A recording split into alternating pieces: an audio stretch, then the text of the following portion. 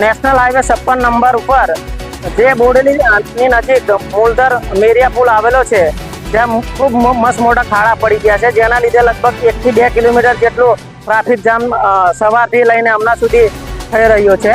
અને આ ખાડા એવા છે કે કદાચ કોઈ રાહદારી, કોઈ બાઇક ચાલક અથવા કોઈ વાહન ચાલકને કદાચ જો અકસ્માત થાય તો એનો જીવ પણ જઈ શકે એવી પરિસ્થિતિ છે.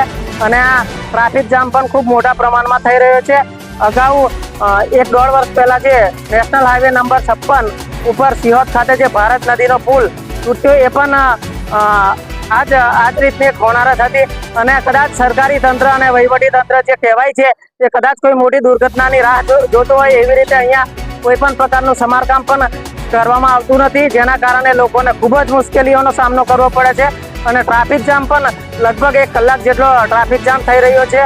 અને બાઇક ચાલકને તો બિચારાઓને કદાચ ગાડીના પૈડા બી નીકળી જાય એટલા મોટા ખાડાઓ પડી ગયા છે. અને જેને કારણે આ રસ્તા પર MP થી વડોદરા અથવા વડોદરાથી કે MP બાજુ છોટાઉદેપુર બાજુ જતા હજારો વાહન ચાલકોને ખૂબ જ મોટી મુશ્કેલીનો સામનો કરવો પડી રહ્યો છે. મારી માંગણી છે કે આ જે મોટા ખાડા પડ્યા છે, વહીવટી તંત્ર તાત્કાલિક દૂરવે અને સમારકામ કરે, તેમજ સાઈડમાં પણ જે બ્રિજની આજુબાજુની જે કોર્નર છે એ પણ તૂટી ગઈ છે, તો એનું પણ સમારકામ કરે. નહીં તો ટૂંક સમયમાં વરસાદના માહોલમાં કોઈ મોટી દુર્ઘટના થશે, જેના માટે જવાબદાર માત્ર ને માત્ર આ સરકારી અને વહીવટી તંત્ર જ રહેશે. વિષ્ણુ રાઠવા, છોટાઉદેપુર આદિવાસી ડિપાર્ટમેન્ટ ચેરમેન.